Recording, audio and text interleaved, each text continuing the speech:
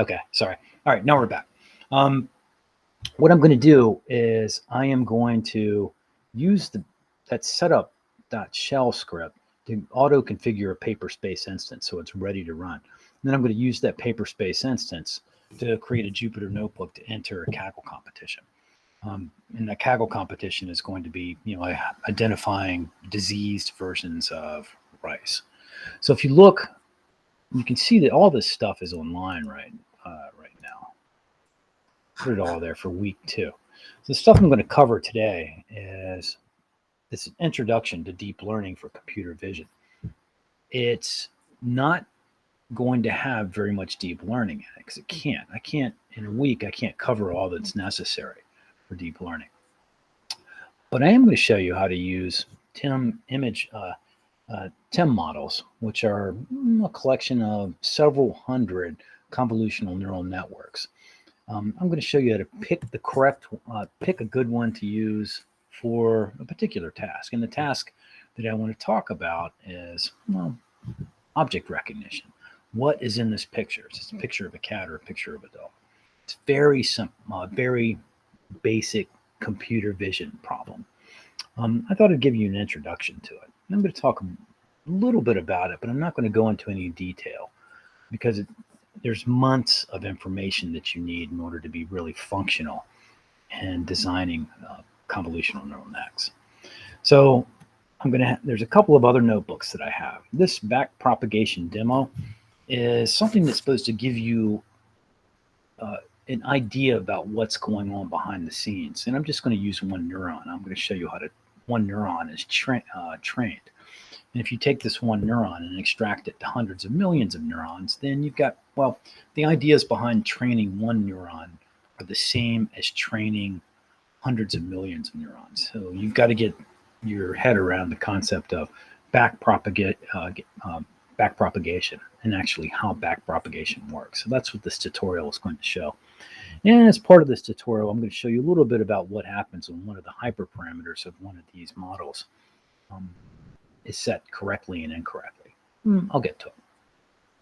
So before I do that, I want to talk about, there's a project that's due, and I've talked about this a good bit. So if you look at the intro here, it tells you have to demonstrate this project to me.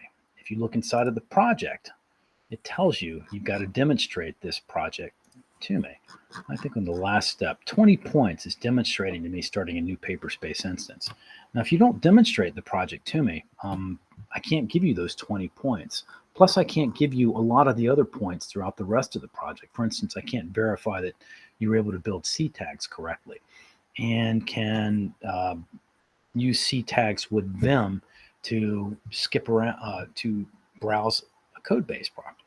So unless you demonstrate this project to me, I can't give you much credit for the project. All right, it's due on Thursday, so no one's turned it in yet. So I'm kind of hoping to hear from some of you in the near future. All right, so what I wanted to talk about today is I want to start here. On this deep learning introduction, and this is going to be very shallow. I'm going to leave so much stuff out because I really can't give much detail because I've only got one day. And since for some reason I can't share my second screen, I'm going to have to do it this way. So I can't use a presentation, but that's okay.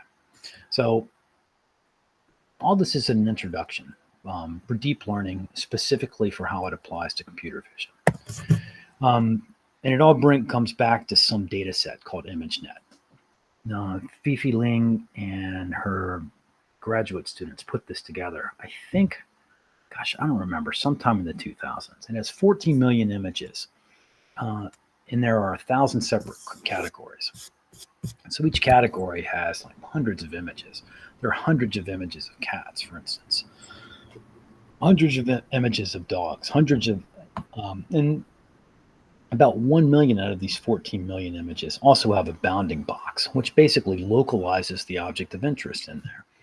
So you can see how this cat here has a red box around it. What a bounding box is it's not a red box. It's simple as 2 coordinates, a professor point here and a point there. Pardon me? Are we supposed to be seeing anything? Yeah, you are. So according to Meet, it's supposed to be sharing my screen. It's not sharing anything. Can anyone else see? No. Oh, I can't see anything. Remember the selection, built-in display. Let me try this again. Is it there now? Oh yeah, that works. Yes, now it's there. Okay. All right, so let me go back here. So what I'm looking at, I'm here, and for PCSE 595, the final 2 weeks, I'm looking at this particular slide deck. And I'm just going to zip through this. There's not much content to it, but it does introduce a couple of important I don't concepts. think the link for the slides actually works, at least for me. What's the matter? I don't think the link for the slides works for me when I go to the website. What do you mean? Like when I click on the Introduction Deep Learning for Computer Vision, it says page not found. Oh, really? Yeah. It could be that I've got the link down up there incorrectly. All right, I'll fix that after class. So that's on me. All right. There's probably a capital V when it's supposed to be lowercase or something like that. Yeah, I'll fix that. Meanwhile, so I want to talk. I'll just talk about the slides and I'll fix it after class. So this is once again an introduction. It's deep learning. It's for computer vision. It's no other deep. It's not deep learning for text. It's not transformers. It's not any of the diffusion models. It's simple computer vision. And it all started with this data set. When you get all of this data, then suddenly you can start to do some stuff. And here's where neural nets really had their coming out. They've been around for many, many decades. I think they really started there were lots of progress in the 90s, 1990s. But when they really came out was at something called this large scale visual recognition challenge, ImageNet large scale visual recognition challenge. That's when they took ImageNet and they had a bunch of teams compete to see which one can be the most accurate in identifying images. And in 2012, you can see all of these teams. In 2011, the accuracy was somewhere around 35%. 2012, what was happening was all of these teams up here were competing using classic computer vision, the sort of thing that's in OpenCV that doesn't have the word convolutional in it. This team down here was led by Jeff Hinton and there was his student was, I think, Alex Krasinski. They used a CompNet, and you can see that it won this ImageNet, this computer vision challenge, and it won by something like 10 points better than any of the competitors. And you can also see that from this point on, every team from then on were much more accurate. So what this means is from 2012 on, CompNets was what everyone was using. From then on, everyone used CompNets. And in 2012, this is when it all began. Now we're up to these diffusion models and ChatGPT and Midjourney, and OpenAI is going to come out with their version of Midjourney with these amazing machines that you can give it verbal prompts and it will generate these incredible images.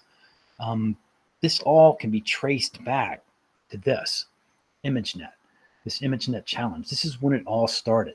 So all of this cool stuff that you're seeing now just happened within the last 11 years. So there's a certain amount of acceleration going on in the world of deep learning.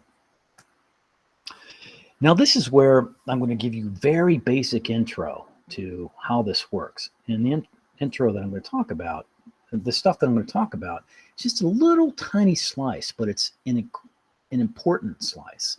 It's actually the most important concept behind deep learning and why it works. And it has to do with calculus, and it has to do with figuring out how to adjust stuff to get things to be better. So I've got this single neuron, but really it's just this additive function here where I have these two inputs, X and Y, and they're multiplied by weights. X is multiplied by W1, Y is multiplied by W2, and you add those together to get an output. My output is going to be X times W1 plus Y times W2. So I've got this correct answer that I want. And I want this output to equal the correct answer. But depending on what W1 and W2 are, my output may or may not equal the correct answer. Now here's the beauty of it all. I can have these two inputs. So say my output is 6. That's what I'm after. And X and Y are 2 and 3. Well, you would think that W1 and W2 are 1. So 2 times 1 plus 3 times 1 is equal to 6. That's what you want. But if W1 and W2 are not equal to 1, then your output's going to be wrong. So how do you get W1 and W2? How do you adjust them so that your output is equal to the correct answer? Well, there's a couple of parts to this. Well, one, you need this error function, and that's how to quantify how good this neuron is at this point in time.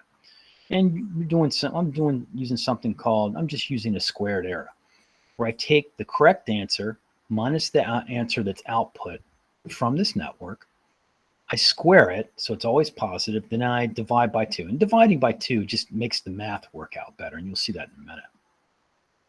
So what I'm going to, here's the error, actually. If I actually CA minus, if I expand it out, my error is actually 1/2 times the correct answer minus X times W1.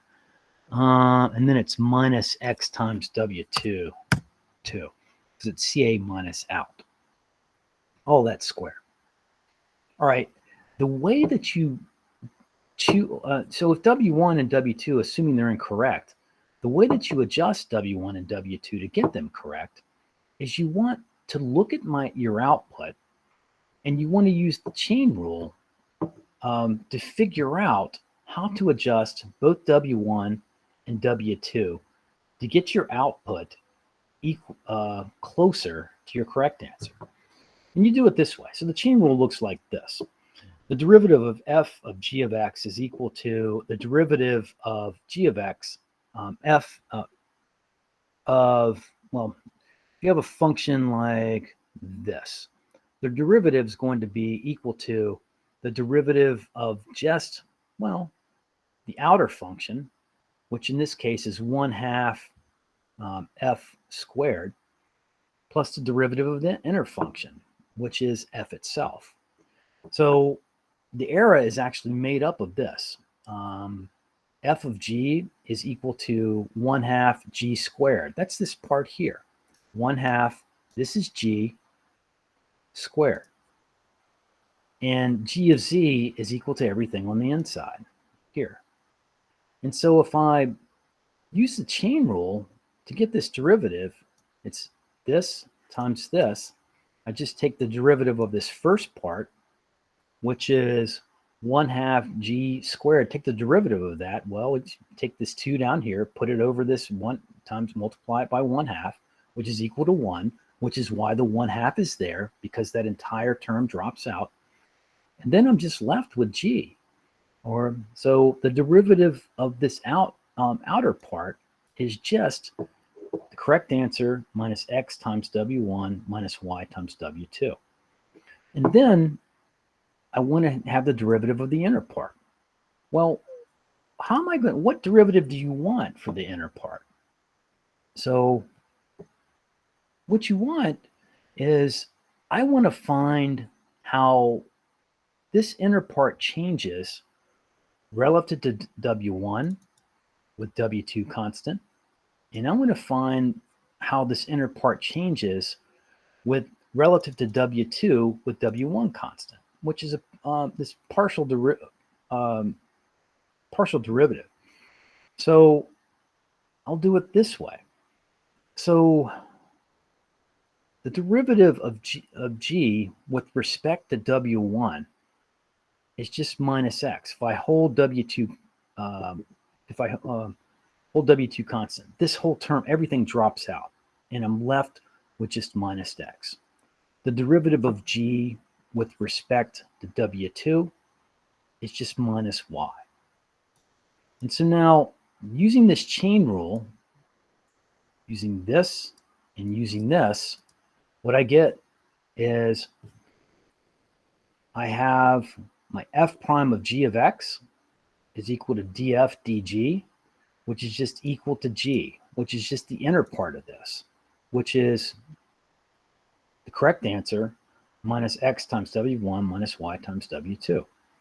So that's the derivative of the outer part of this function. Derivative of the inner parts are right here. Now what I want to know, the reason I'm doing this is because remember, the derivative shows you the direction of the greatest change.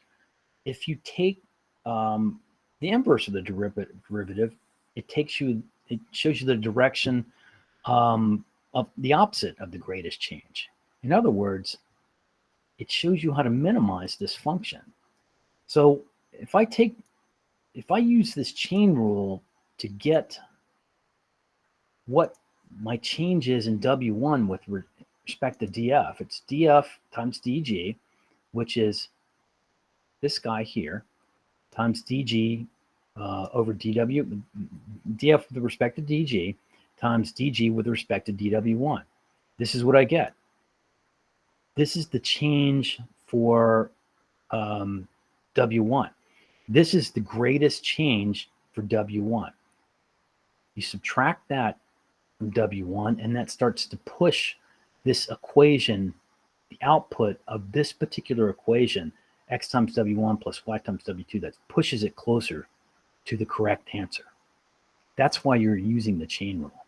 Now you apply this across millions of neurons, and things seem to work out, or things start to work out a little better. It's computationally expensive, but that's what a GPU does for you. You have, most GPUs have thousands of processing units, and they're just excellent for matrix multiplication. And so you can work on thousands of these calculations in parallel. And so what you get with GPUs is a huge speed up in calculations, a huge calculation speed up. And so this is why when you're actually using neural networks, why you may have seen in the past, well, if you train it on the CPU, it's going to take forever, but if you train it on this GPU, it's going to be very fast. It's going to be fast because the GPU can do everything in parallel, whereas the CPU cannot. And so I have this demo illustrating parts of this. And it looks like my paper space instance is gone. So I'm going to have to start it again. I think it's gone. Let's see. Do you have another paper space instance anywhere? No. So let's go right here. Sign in. Go back to here. Nope, looks like I'm still running. Let's pop one over here. So here's the machine that I set up last week. I've already run setup that shells. So I think I have. So let's find out. Yeah, it looks like I'm all set up. My symlinks are all set properly. And so if you look inside of my notebooks folder, I've actually pulled this particular, oh gosh, where is it?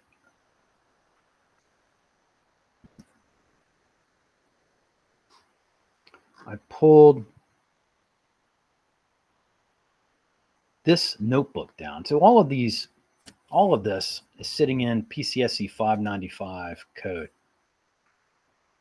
And I've got backprop, and this is the next two notebooks I'm going to use for the class. I'm going to be looking at backprop demo, and I'll start with Kaggle Patty tonight as well. So there's not 595. No, that's not it. 595 code, backprop demo. There we go. And so this is just a single neuron demonstrate. It's just what I was talking about in those slides. I've got a couple of simple functions. I've got one simple function, one to plot errors here. The second one is this demo. And what I'm trying to do, you see I have x times w1 plus y times w2, and then I'm going to add them together to get my output. And that goes into an error function. And the error function is just what I showed you in the slides. It's 1/2 times the correct minus out1, with out1 being these values here. So what I'm going to pass into this function is the learning rate. And I'll talk about learning rate is, remember when I just talked about this a moment ago, the reason we use back propagation in this chain rule is because we want to find which direction we need to change W1 and W2 to push your system to be closer to the correct answer. The way you do that is you take the existing value of W1 and you add a small fraction of that change that you've calculated back to it. So for W1, you find the direction of W1, which will push W1 back towards the correct answer. You multiply that increment by a small value, usually like 0.01, and you add it to W1. So what you get is W1 that gradually converges to the correct answer. And so a learning rate is how much of the change you want to add back in to the parameters that you're using. Verbose is just going to have a print statement here. So here's my inputs for the system. Here's my correct answer. I'm going to initialize the weights so that I'm going to get the wrong answer. And you can see that, let's see, DGZ with respect to W1, remember it's just minus X. DGZ with respect to DW2, it's just minus Y. Because when I take the derivative of this with respect to W1, it's minus X. And the derivative of that with respect to W2, it's minus Y. Okay, so that's a bit that I'm going to need for a minute. So what I'm going to do is I'm going to take this system and I'm just going to keep going through it, looping through it hundreds of times. And I'm going to calculate what W1 and W2 have to do, which direction I need to push them in to get the system to converge. And I'm going to take a little bit of that, the magnitude of that, a little bit of that change, and I'm going to add it back to W1 and W2. And so what you're going to see is the system is gradually going to converge. And this works if your learning rate is not too large. Now, this is an entire topic in neural networks or deep learning or convolutional neural nets or any of the networks that you're talking about in AI. It's how to choose the correct learning rate. There's lots of ways to do it. There's something called, a guy named Leslie Smith came up with something called a learning rate finder, which incrementally goes through your system trying different learning rates until it finds the largest learning rate that'll work. It's an entirely separate topic, which would take several days to go over. Can't do it. So I'm just going to leave it at the learning rate can't be too large. And I'm going to show you what happens when you pick a good learning rate and when you pick a bad one. So I'm going to go through this several hundred times. I'm going to calculate every time I go through, I'm going to calculate what my output is. I'm going to calculate what my error is. If verbose is set, I'm going to print out what my losses are at this point, what W1 and W2 are, and what my error is. And I'm going to save my error. So that's all LS is. It's just somewhere up here, it's just a list where I'm adding all of my errors together. And that way I can print out what my errors are from my system. All right, so here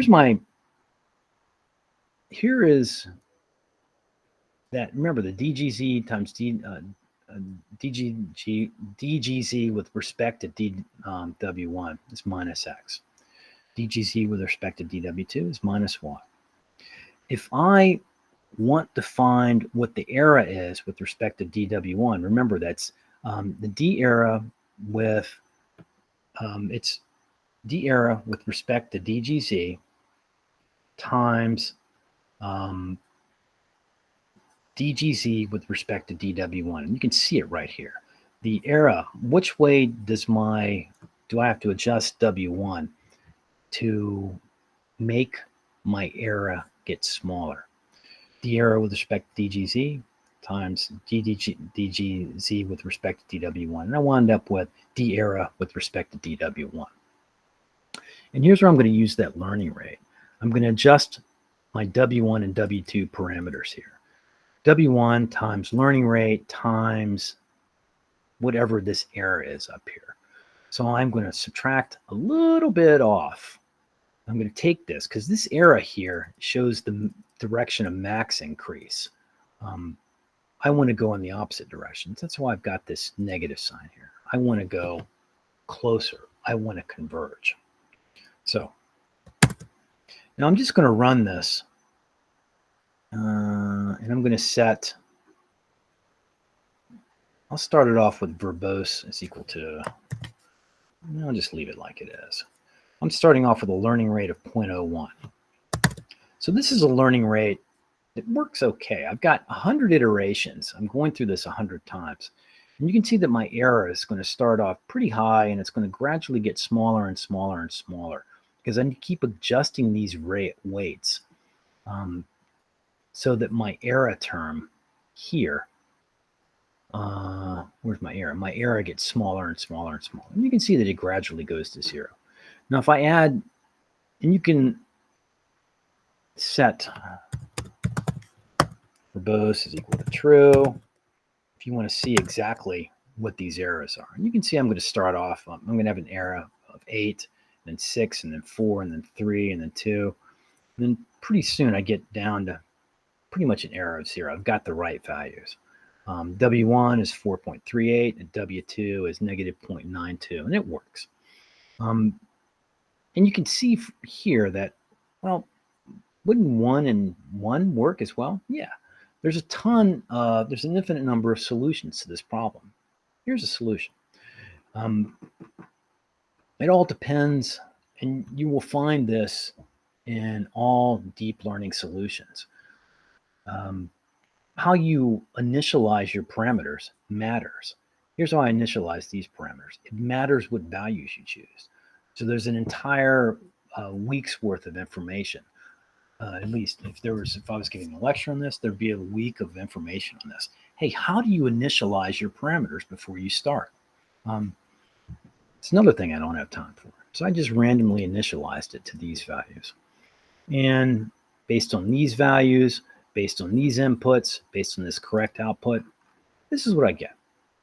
So everything, and with this learning rate, this is what I get. So that looks pretty good. Now let me show you what happens when the learning rate is too high.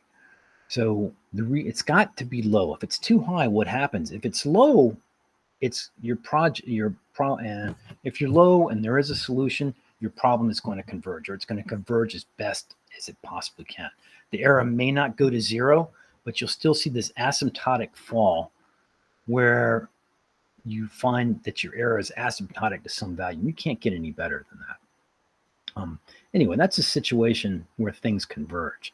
If you don't converge, and there's the reason why this happens is because you never find, is because when you do this particular step here, when you're adjusting your weights, what happens is you keep jumping further and further away. If the learning rate is too large, you adjust your weights and you jump further and further away from the correct answer. And that's what happens if the learning rate is too large. And this is a learning rate that's too large. Notice that it's 0.16. That's not a long way away from 0.01. That's 16 times larger. So here's what happens. So it looks like you go all the way up to here and you're looking at this and you're thinking, well, why did it start at 0? It didn't start at 0. So it started to be very bad and it just got worse. And you can see that. For past 0, my error starts at 8.012, just like my pretty much just like my initial model. But then for pass one, when I'm adjusting my weights, my learning rate is too high. So W1 changed too much and W2 changed too much. Now you can see my error is expanding. It's a non-convergent problem. So I start off with an error of 8. I go to 9. I wind up at 100 here. I wind up at 27,000. And I just get to be pretty large. So this is not 0. Look at the scale. This goes from 0 to 1 million. So of course, everything that's less than 100 is going to look like 0. And so the whole point of this is to show you what the foundation of deep learning is. It's backpropagation. How backpropagation works. That's the main point of this slide. The secondary point is what happens when your learning rate is incorrect. Too high. If your learning rate is too high, your system's never going to work. What happens if it's too low? Well, you still converge, but it takes longer to converge. And there's other issues with a learning rate that's too low as well. You can wind up in this local minima, because most era surfaces, they're going to look something like this. And if you wind up in this little pool right here, where you want to be down here and your learning rate is too low, you'll never get out of the pool. So there's all kinds of issues associated with learning rates and getting them correct, which we're not going to cover. But the main point, once again, how backpropagation works. And essentially, you want to have a reasonable learning rate, not too big. You want it as big as possible because you want to converge as fast as possible. But if it's too big, you're not going to converge. All right, so that's probably enough for this. Like I said, I don't have time. I just don't have enough time to go over how all of these little bits and pieces work. So I just thought I'd stick with backpropagation. And I'll throw in a little learning rate there too. So from this point on, most of the deep learning stuff I'm going to tell you is going to be high level to the point of being valueless. There's a lot that you need to know in order to be functional in the world of researching ConvNets. However, if you want to use ConvNets, there's a lot of stuff you can skip. And that's going to be the way that I approach this. Hey, you just want to be able to use these things to solve a problem. So I'm just going to give you the parts that you need. Learning rate, you need that. You need to get a good learning rate. What else do you need? Well, you need this model. You can't just have one neuron. You need models that consist of hundreds of thousands of neurons with different connection paths and different topologies and different configurations. There's going to be lots of forward and backward computations. So what? Let the let PyTorch or TensorFlow or Gluon handle that for you. And they handle it automatically. It's no big. You don't have to worry about that. Let the GPUs do most of those calculations because, well, they're massively parallel, and you'll get huge speed up. So how big of a GPU do you need? Well, we're going to talk about that a little bit. How big a GPU you need. And usually you can get around lots of problems with not having a big enough GPU by, well, just doing things like gradient accumulation. But once again, that's something that I don't have enough time to talk about in this class. But I will get to a point where I'm showing you using one of these models. We're going to look at how much memory is being used on the GPU that I'm using. We're going to try to figure out, hey, how can I wring as much performance as possible out of that GPU without having to worry too much about the innards? All right, so let's get back to what is a model. So this is VGG16, a pre-trained model. It just shows you the little bits and pieces. There are hundreds of convolutional, they're actually not hundreds. You have basically an image that's fed in 224 by 224 pixels by 3 channels, RGB. And And then it goes through several convolutional layers, and then it goes through several more convolutional layers, and then several more, and then several more, and you get to a fully connected layer at some point. This is a really simple model, and incidentally, you shouldn't use this anymore. There's much better models to choose from, which I'm going to talk about. So generally, each layer has hundreds of convolutional filters. And each of those filters, in each of those layers, if there's one particular layer with hundreds of filters, all of those filters are looking for the same thing because they share weights.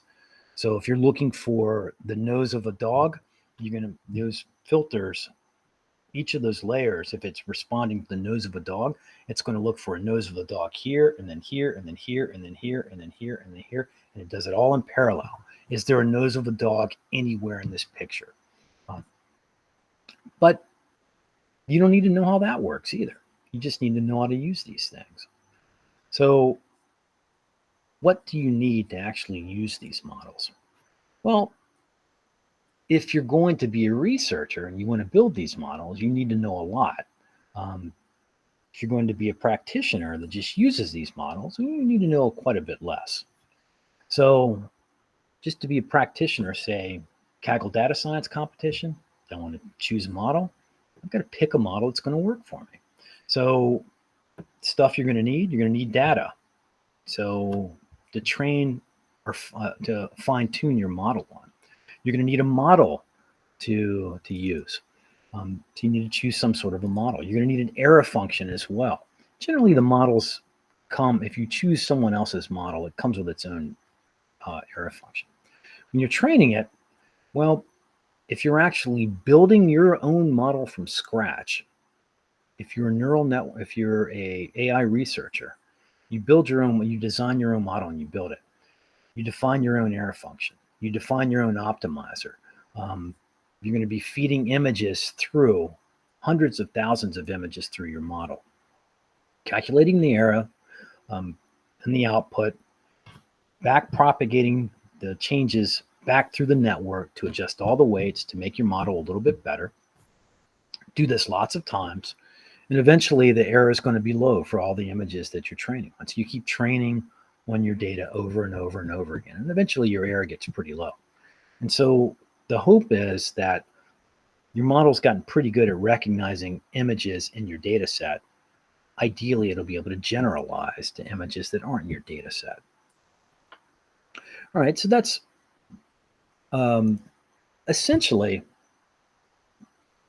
what a deep learning practitioner will do.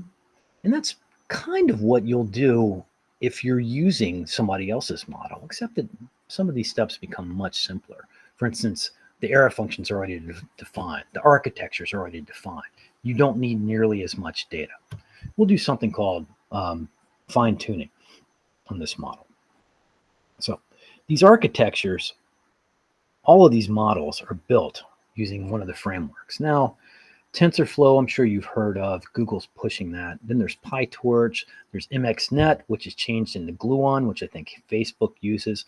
All of these use these NVIDIA CUDA drivers so that you can, so when you're training these models, they're very fast.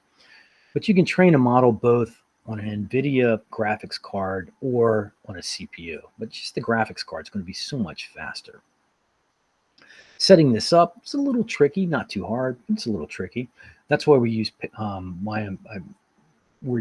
using Paperspace for this class, because it's automatically set up for you. The NVIDIA drivers for the particular graphics card you're using are already in place. They're already matched. They already work. So of all these frameworks, I've just listed 3. The one that I want to use is PyTorch. And it's not just because I want to use it, it's because it's the most popular one. So if you look through all the academic papers, you can see that PyTorch is kind of the #1. It's used much more than TensorFlow. If you look at the GitHub contributions, I think PyTorch is as well. If you look at, say, Hugging Faces, PyTorch. If you look under Google Trends, searching for PyTorch versus TensorFlow interest over the time, you can see this. And I think I just did this on July the 18th. You can see PyTorch has more interest than TensorFlow. And you can actually break this down by state as well. So California, Silicon Valley, mostly PyTorch, much more important. And so all you really need to know is one of these frameworks. So what can you do with this? It's not AGI, and people keep talking about AGI. We're a ways from it, although ChatGPT and Claude and all the other large language models are shockingly good. Stuff you can do, simple things you can do. It can handle sequential data, speech and character data, speech prediction. That's what your phone does. Text translation, sentiment analysis, summaries, analyzing structured data. You guys did some of that probably in one of the projects for, I think you did a project on time series data as part of this class. I'm not sure how you did it, but I don't think you used a neural network for that. They're used for time series data a lot, as well as classical statistics. In-store deep learning solutions are great for things like in-store sales, failure prediction, cancer data sets, finding stuff inside of it. It's great for reinforcement learning, which is ChatGPT and AlphaGo, and for computer vision. And I'm just going to stick strictly with computer vision, specifically convolutional networks.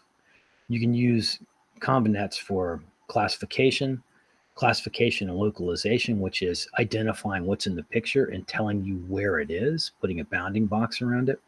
Or you can do object detection, where you detect all the objects and you put bounding boxes around them and say, hey, where are they? Pretty easy to do, pretty straightforward. And there's all this cool stuff that's coming out. This came out in neural style transfer, I think 2018, 2019. The diffusion models, I think, are even cooler nowadays. And this is a way to combine like two images, this image is with this image to equal this one. Diffusion models, this is done totally different from diffusion models. Diffusion models start with Gaussian noise and it just takes away. It's like there's an old joke that says, how do you get a sculpture of a person from a block of marble? You just start with a block of marble and take away everything that doesn't look like a person. That's how a diffusion model works. It starts with a bunch of noise and it starts subtracting noise until it comes up with an image that looks like what its prompt is. Anyway, lots of stuff that you can do with computer vision now. Now, this is what I want to do in this class. You want to enter a Kaggle competition and it has to do with image recognition. What do you do? How can I train a model to recognize labeled images that I supply? I don't want to create my own neural network, my convnet. I don't want to design it. I don't want to come up with an error function. I just want to use somebody else's work. Turns out you can pretty easily. It's called transfer learning or fine tuning. And as a simple like data science competitor, this is all you need to know. You just take an existing trained model, you snap off what's called the head of it, and you snap on a new head, and you retrain it. It's much faster to train the model this way. You don't need as much data. You take something that's already been trained on a chunk of data, you snap the head off, put a new head on that's untrained, you train it on your new data until you get the accuracy you want, and presto, you've got your custom model that's built on top of somebody else's model to recognize stuff that you want. We're going to do that for recognizing diseases in rice plants. It works really well if the things you want to recognize are similar to the things the model was really trained on. And that's important. Like if you're working with a model that was trained on ImageNet. Well, ImageNet is a bunch of pictures of people and cars and boats and planes and trucks and dogs and cats and corn and vegetables. If you want to instead train a model to recognize subatomic particles, well, the model that was trained on ImageNet has never seen anything like that. So it's got a long way to go from its knowledge of people and cats and dogs and cats and cars and trucks and planes. There's a big distance between that and subatomic particles. So you might you might it might not work as well. So you have to be careful of that. And so this comes into, how do you choose a model?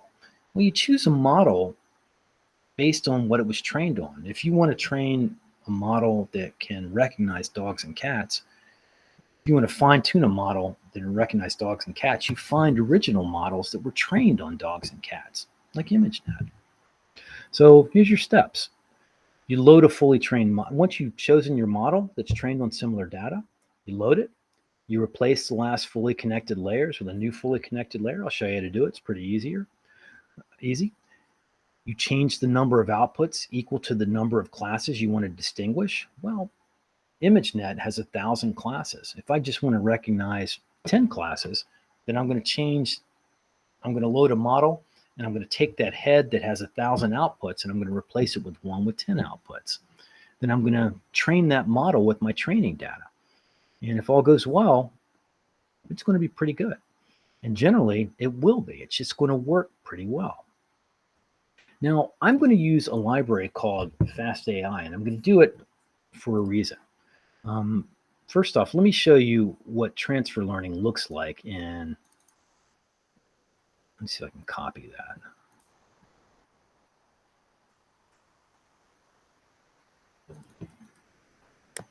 Can I copy that or not? I don't know if I can.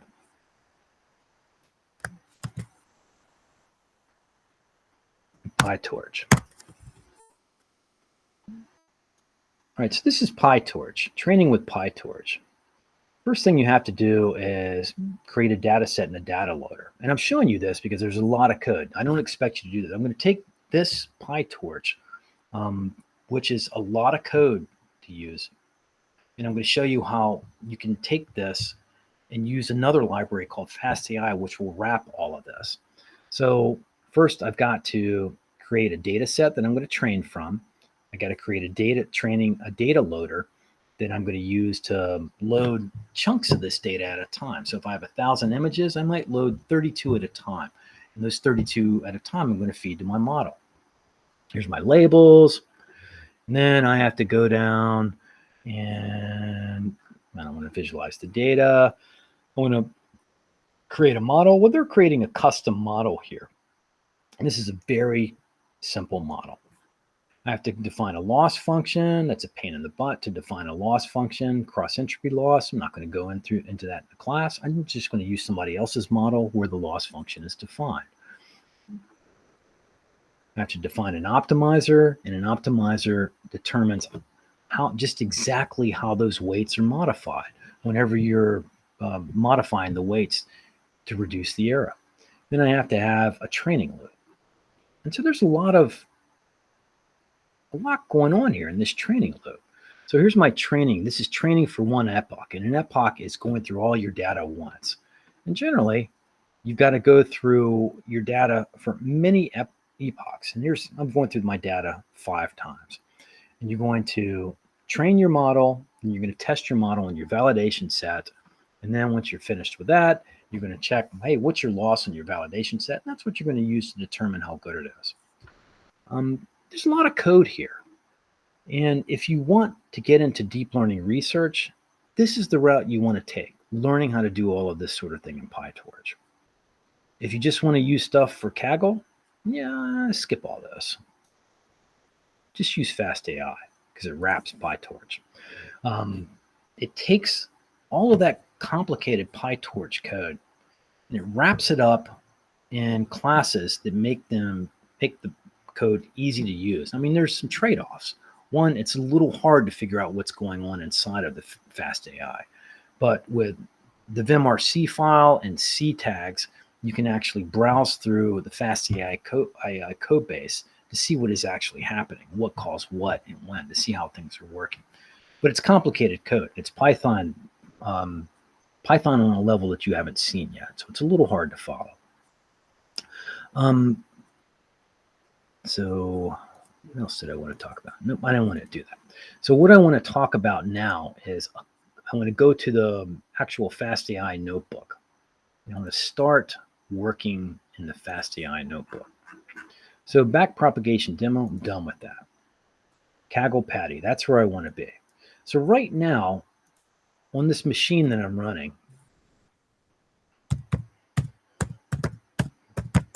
I want to see what's happening. Now I can do nvidia.smi. That's going to tell me what's happening with this machine. Right now, I've got the thing that I'm interested in is this guy right here. This says that I've got a graphics card that has 16 gigabytes of graphics memory. Here's my NVIDIA driver. I can figure out what card I'm using too, but I don't really care at this point. I've got this error here. That's a little worrisome. There's this card, I think, is on its way out. So bits of it are dying.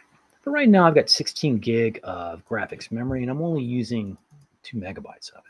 I'm not using anything at all. So I don't have this machine that I'm connected to, this virtual machine, this paper space instance.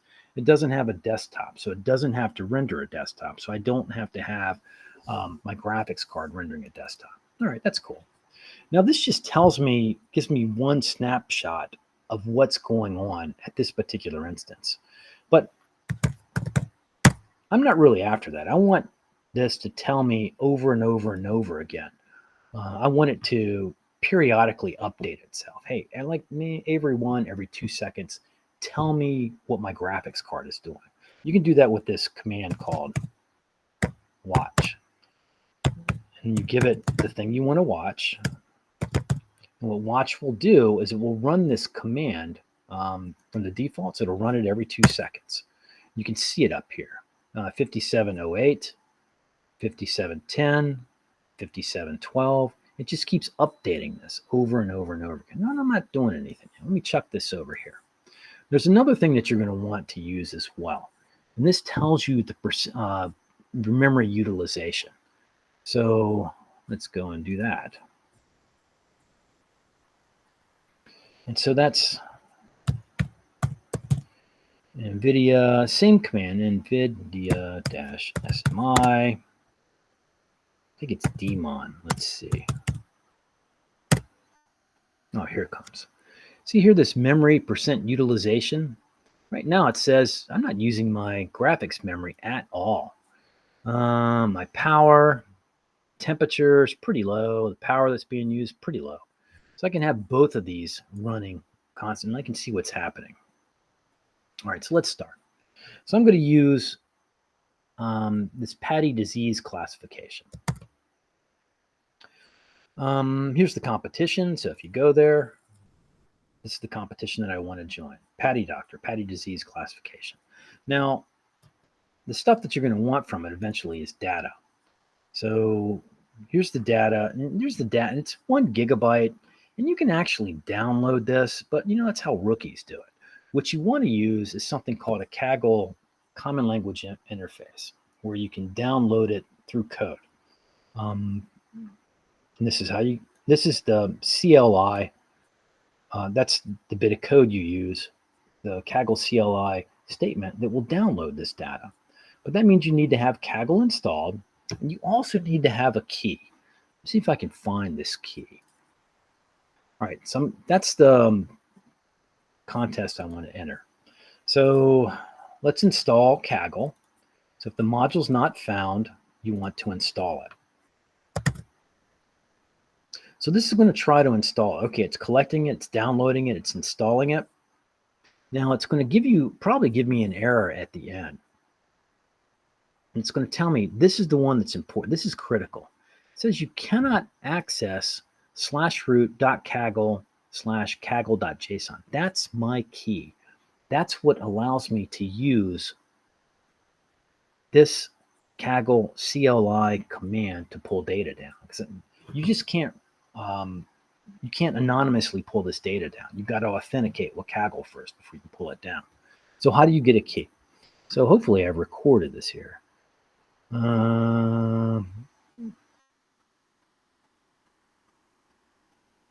Okay, to get your key, go to Settings, Account, API, Create New Token. So go to Kaggle. Oh, by the way, you have to, I can't do this for this competition because I've already agreed to it. But in order, before you can download the data, you need to agree to the terms and conditions. So if you want to do this, go to this competition, go to the data, agree to the terms and conditions, and then everything else will work. All right, to get your key, go to Account, Settings, API, Create New Token. I'm not going to create new token because I've already done it and I've already downloaded it.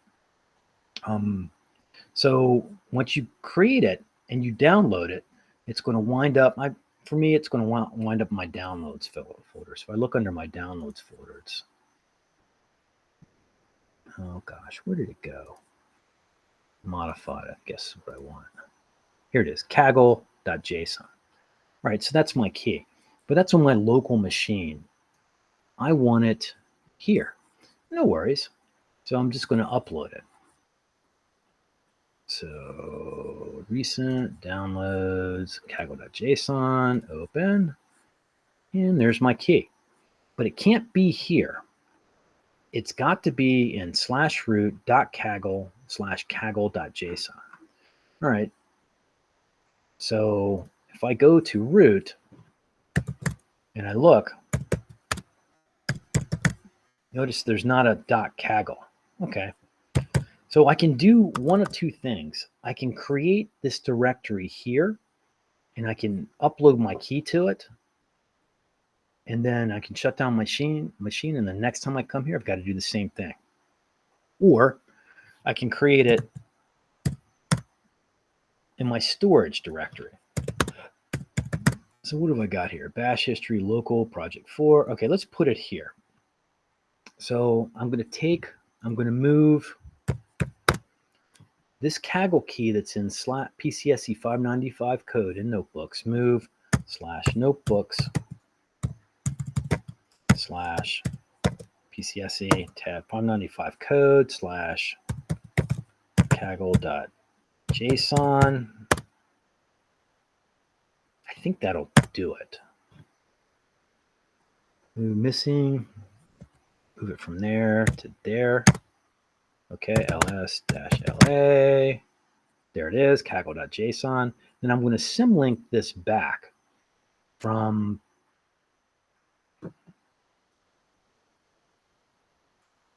shoot.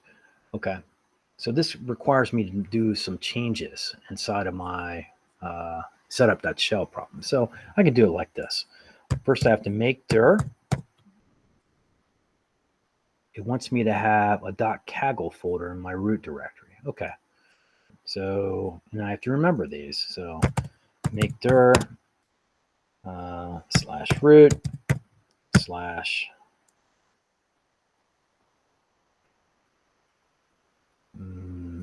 dot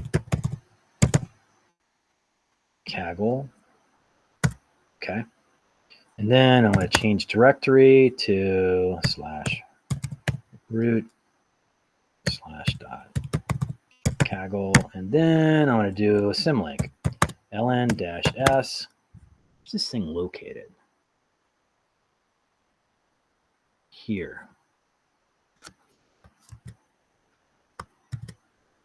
PCSE 595 kaggle.json. Let's see if that works. So change directory dot. Okay, I'm in my root folder. ls-la. Do I have a .kaggle folder? Yep. Change directory dot Kaggle ls-la. There it is, kaggle.json. And I'm thinking what I'm going to have to do now is inside of my setup.shell, I'm going to have to make a directory in my home folder called .kaggle, and then make a key in there called, and then symlink that to my kaggle.json. I think it might just be easier to do this.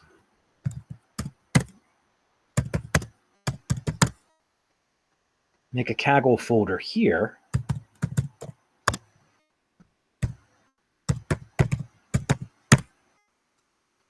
And then move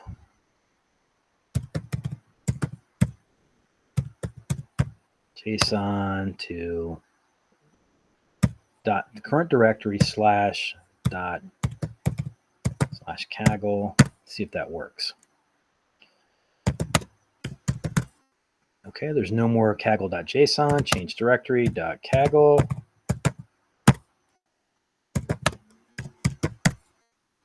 Okay, so that's right. So now I want to go back to my home directory. I want to get rid of my Kaggle folder. Okay. Let's see, rm dash. I think it's rm dash rf dot Kaggle. There we go. And then set up a symlink. And this next statement is what I want to put inside of my my setup.shell. So ln dash s slash storage slash, where did I put this? PCSE 595 dot Kaggle. There we go.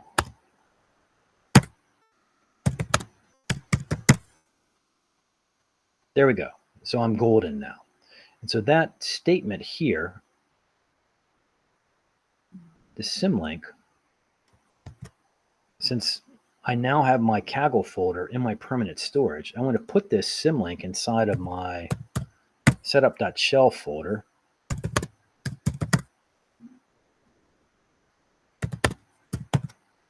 Project 4.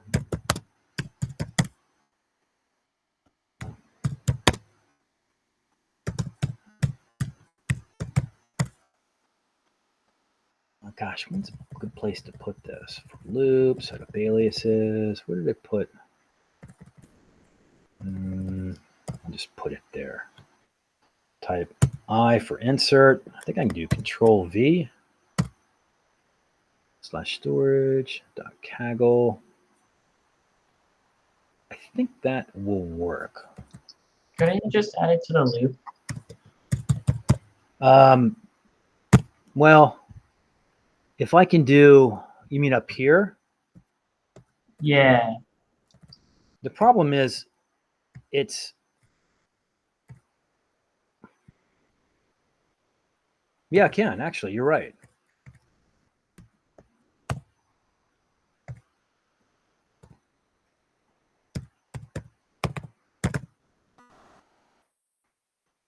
It's local. Yeah, I think that's going to do it. Okay, get rid of that, get rid of that. Much cleaner. Escape.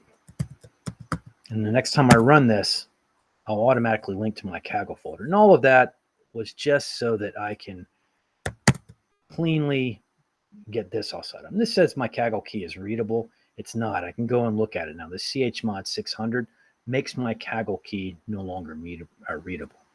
All right, so I've installed my Kaggle CLI.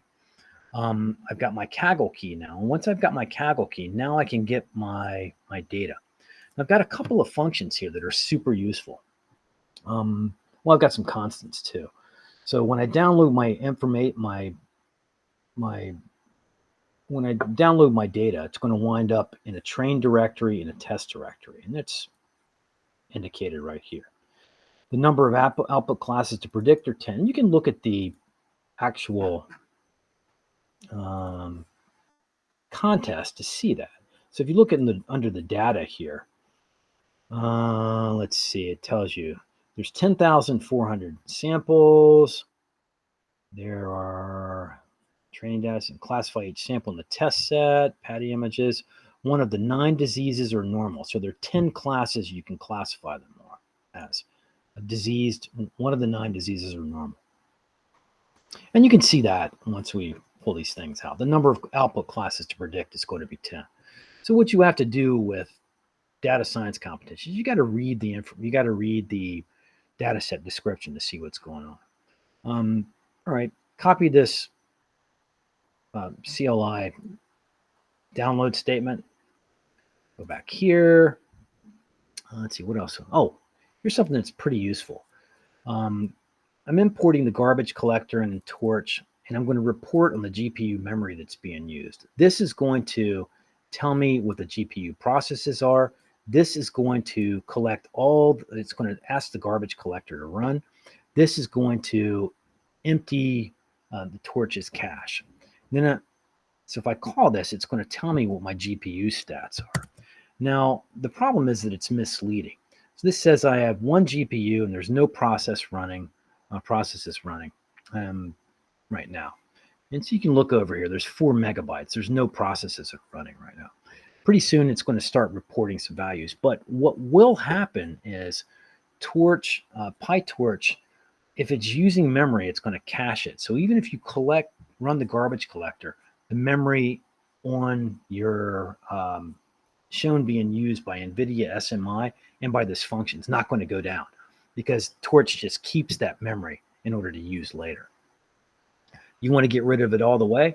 You want to give it all back. You want to clear that cache completely. This doesn't clear the cache. You want to clear it, you have to restart your kernel. Let's see. When you're training, here's my default learning rate that I was talking about. I am going to start with a default learning rate of, what did I have? 0.0001 and a batch size of 64. And I'm just doing this. These are set inside of fastai. You don't have to mess with this, but I want to change them in a minute. Now here, I'm going to get the data. So, and I'm just checking to see if this training directory exists. There's other, probably better ways to do this, but I just check to see if my training data's directory is there. If it's there, if this particular directory is there, then presumably I've already downloaded the data. So if it's not there, then I am going to download that data and it's going to come as a zip file. I'm going to unzip that data, unzip it all, and it's going to unzip it all into test images, train images, sample submission, submission M's, and then train.csv. And then I'm going to get rid of that giant zip file that came down because it's at least 1 gig. And so I've already downloaded it, so nothing's going to happen with this. If you run it and none of these things are here, so let me get, I'd have a lot of stuff to get rid of. And none of these things are here. It's going to run a few things. And at that point, you can look at the data. And so I'm reading my train.csv file, which is right here. And this shows where all of my images are. This says that image ID 100330.jpg has this kind of disease. There's this variety field in this age. I don't know what this gives me, but I'm not going to be able to use these in a convolutional neural net, at least for this class. You can actually use them, but it's going to require some finesse in the head of the model. But we won't do it for the class. We're just going to use the label. And we want to check. Whenever you're using data, any sort of data, anything, any sort of machine learning algorithm, you want to know, are your data sets balanced? I've got 10 classes. How many samples do I have from each class? Well, kind of makes sense. I've got mostly normal classes, and I've got a lot of this blast disease and a lot of HISPA disease. But you see these guys down here, bacterial panicle blight, there's only 337 of those and 380 of those. That's roughly a fifth of these versus those. This tells me right off the bat that I have an unbalanced data set, and my model may have trouble predicting these classes. If it's a much worse imbalance, instead of having 337, if I had 37, I would be worried about my model being able to pick, there being enough image samples to even pick this out, period. However, there's a 1 to 5 difference. There are ways to get around this. I can oversample the minority sets. For instance, I can set up, when you're training a model, what you'll do is you'll pull all these images in and send it to the model. Well, you can pull bacterial panicle blight in 5 times as often as you pull normal in. And you can do that. You can do that with PyTorch. Well, it's pretty complicated. You can do it with fastai pretty easily. There's a collate function when you decide what's the actual, it's basically something called a weighted data loader. We're not going to do that. We're just going to think, nah, what the hell? We're just going to try it and see if it works. And you're going to find out it's actually going to work pretty well. And then I'm going to want to do a bunch of other stuff. But here I want to stop because I'm where I want to be. I wanted to show you how to do a couple of things tonight. I wanted to introduce basically deep learning and how it relates to convolutional neural nets. I wanted to talk about the Kaggle CLI, which is installing and setting up your auth token, how to download data. Oh, one last thing I wanted to talk about that I didn't talk about. If you look at the course, I told you, hey, I said, hey, I'm going to also talk about how you choose the model. How do you go about that? Well, if you look at the course, I've given you some hints. You don't just pick everyone who's in a data science competition. The first thing they're going to pick is something called a ResNet 34, ResNet 56. Don't do that. You want to pick a model that's going to work particularly well for your situation. How do you go about it? Pretty easy. Look at this notebook here, and this is also from fastai. How do you choose a model for fine tuning, which is what we're doing? So this guy, Jeremy Howard, and a guy from WanDB tested a bunch of the TIM models. Now, TIM has several hundred, I think 300 or 400 computer vision models in it. He tested some of these models, many of these models, classes of these models to see how they performed. And he tested them on 2 different data sets. And the first data set was the Oxford Pet data set. It's a small data set that has just pets in it. And then there's this Kaggle Planet data set, space images, what Earth looks like from space. And you can, and it seems kind of obvious. This pets data set is going to look completely different. Those are some pets from a planet data set. Let's see if we can see this. Nope, we can't see any of these. So it's just going to be some well, we can see some of them in a bit. It's going to just show you what the planet looks like from space. It's satellite images. These data sets are completely different from one another. And so what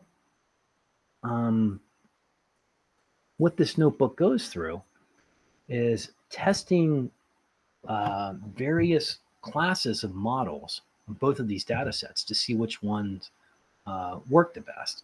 And now and you can read the whole notebook or run the whole notebook, but the thing to look at are these charts here. So here is testing. I'm not sure, what are we testing on? Testing these particular classes of models. There's hundreds, I don't know, tens of each of these. Testing them on, I'm not sure which one it's tested on, but you can see how they perform, the error rate versus fit time. And so each line, like this purple line, corresponds to, is it Levitt?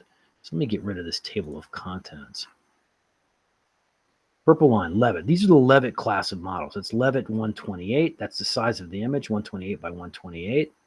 This is Levitt 192. That's 192 by 192. Levitt 256. Levitt 384. And you can see that within this family of models, the small Levitt on the small images had a pretty high error rate with this fit time. But if you go up to the best Levitt, your error rate drops tremendously, and it only takes a little bit longer to train these. However, if you want the best model out there, you're probably going to want to go all the way over here to Swin Large Patch, 220, which is 224 by 224, but it's going to take a long time to train. You use this kind of data to choose a model for your particular application. If you want the very best error rate with the lowest fit time possible, well, that's this guy here, Swin S3 small 224. If you can't spend this much time training, so it takes twice as long to train this one as to train this one, which is a little bit of improvement in error rate. So maybe use ConvNext Tiny instead. It's going to train twice as fast. So you have 2 of these. One of these is for all of these models trained on animals, and one of these is for all of these models trained on planet. And you can see that there's some anomalies here. For instance, these ResNets ResNet 101, ResNet 152. ResNet 101 is a smaller model than ResNet 152. But ResNet 152 takes longer to train and is less accurate. So if you had to choose between ResNets, you're going to want to choose ResNet 101 or ResNet 34. ResNet 34 is better than both of these ResNets, has better error rate and fits better. And so you use these sorts of charts to determine what sort of model you want to use. First off, you see the kind of data that you're using, meaning the kind of images you're training on. If they look like stuff that ImageNet is trained on, then choose the chart that shows models that are trained on ImageNet. Choose the model, which I think is this one. If you're in a hurry, choose the model that trains the fastest with the lowest error rate. ComNext Tiny in 22K. Fits very fast, has a small error rate. And so I'm going to use this to choose a TIM model to train with. And what you're going to see is, well, it's going to train pretty quickly. It's going to be pretty accurate. And you can use these charts to do other things as well. For instance, whoops, looks like I've just lost my server. For instance, you can choose the best model in a certain class to train with. But what you can also do is find another class of models and that trains fast and train that one as well. And then basically take the average of their predictions. Take another model and train it. And you have 3 models, take the average of their predictions. And what you're going to find out is you get an even better prediction. You get even more accurate. This is called ensemble. And you use techniques like this to get a better and better score. But what we're going to wind up doing for this particular notebook, when we're finished, once we've chosen a model, loaded it into FastAI using these TIM models, and ran these things, you're going to see that we're going to be pretty accurate. We're not going to be in the top 10, but we're going to be still pretty accurate, 94, 95%. That's all I've got for today. When you come back, I want to go through the rest of this notebook and talk about exactly how these functions are implemented, why you do what you do at what point in time. And then I want to show you how to, in the end, I'll show you how to submit to Kaggle, and you'll see what the result is. And so the whole purpose of this last 2 weeks is to teach you how to set up a remote cloud-based instance for deep learning, how to automate that setup so you can just run one script and have it ready to go. And then at that point, you're ready to start doing, data science. And in this case, data science at a competitive level. And so with that, I will sign off. And I'm hoping that I'll see some of you guys demonstrating your project over the next couple of days, since it's due on Thursday. So you guys have a nice night. Y'all take care. How do we actually sign up for the presentation? Well, you can do it during office hours, or you can send me an email and I'll respond and we'll find a time that you can talk to me. Okay, all right. You ready? All right. Any more questions? Okay. Night. Good night.